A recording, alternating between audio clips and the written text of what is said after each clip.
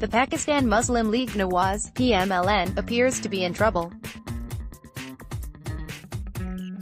Just 2 months away from the 2018 general election, the party has been hit by a wave of defections, with legislators and potential electoral candidates jumping ship to join other parties, most noticeably the Pakistan Tehreek-e-Insaf (PTI).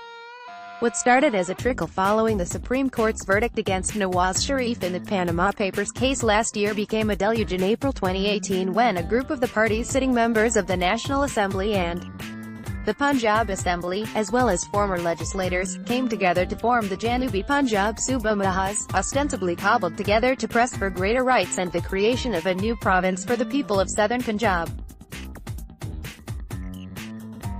Those who formed the core of the Mahaz announced that they would be leaving PMLN because of the party's failure to respond to their demands during its time in power.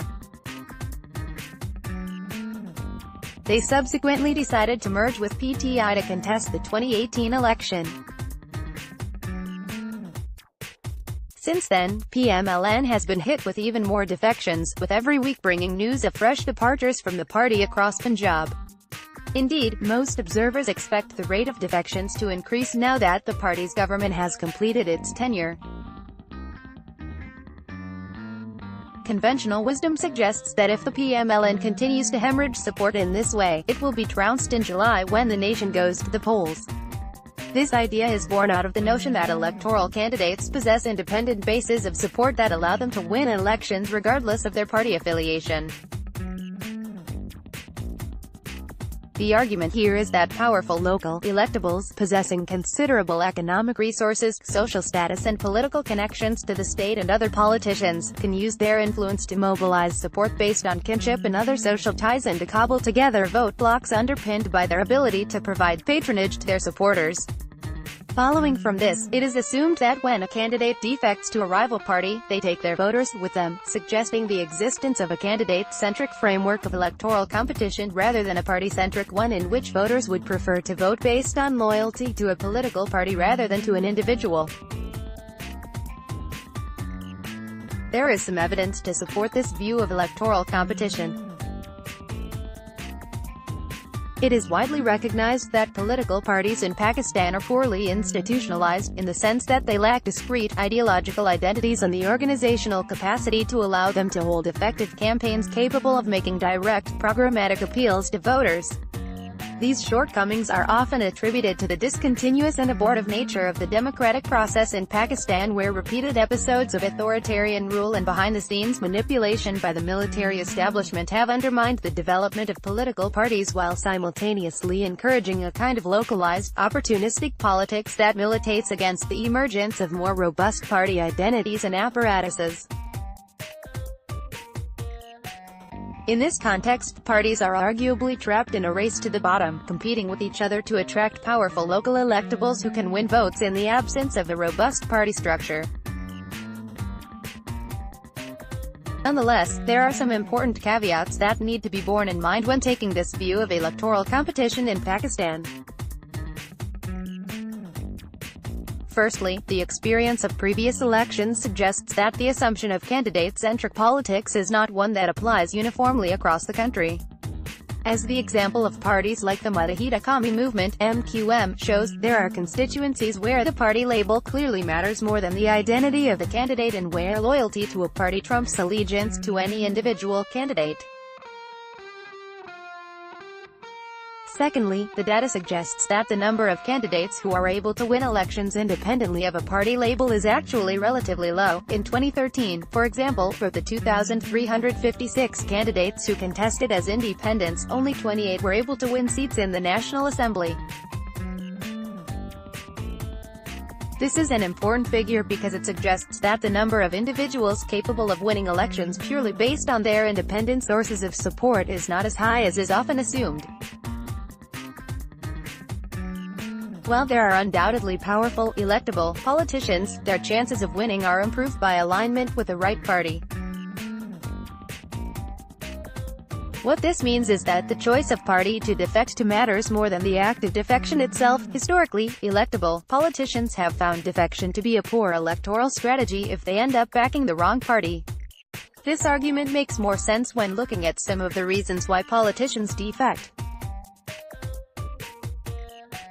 Putting aside the unlikely possibility that most defections are triggered by questions of ideology or principle, grievances around the allocation of party tickets and distribution of patronage generally tend to be among the principal reasons why candidates choose to move from one party to another. In a context where most mainstream parties are home to multiple political factions, often drawn from the same constituencies, disgruntlement over the allotment of tickets and the disbursement of patronage can lead some politicians to abandon their parties in search of a better deal. Related to this is how some politicians actively seek to gain a slice of the political pie by aligning themselves with the party that seems best placed to form a government and, therefore, be able to provide them access to political power and state resources. This is precisely why, for example, parties like PMLN in Punjab have historically witnessed such intense competition over the allocation of party tickets. Finally, it must also be acknowledged that inducements from non-democratic actors also play a role in generating defections, with parties that lose favor with the establishment witnessing a not coincidental exodus of candidates and supporters prior to elections. As such, while considering how and why defections are likely to hurt PMLN in 2018, it is necessary to consider a couple of key questions. Firstly, is the party backed by voters who are likely to support it on the basis of its performance in government and its ideology, such as it is, or is it mostly reliant on the services of local electables to mobilize voters? Secondly, does PTI represent a credible alternative to PMLN, not as a purely political entity but as a party that seems poised to be able to win the sufficient number of parliamentary seats that would allow it to form a government and consequently be in a position to control the levers of state patronage? If PMLN has managed to build popular support for itself as a party, defecting to a rival party is unlikely to yield electoral dividends, regardless of the identity of the defecting politician.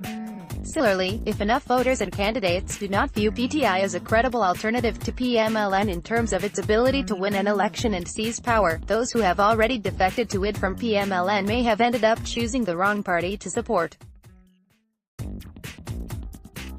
At present, it is not at all clear what the answer to these questions is. While the number of politicians abandoning PMLN is not small, it has also not reached a level that would represent an existential threat to the party fortunes. There is also some reason to believe that the party's narratives of good governance and victimization at the hands of the establishment have shored up its support in northern and central Punjab. Similarly, while PTI has embraced a wide range of electable candidates over the past few months, its path to an election victory, particularly in Punjab, remains uncertain. This uncertainty is not helped by how outfits like the Nawaz may end up being viewed as nothing more than vehicles through which non-democratic actors are attempting to manipulate the results of the 2018 election.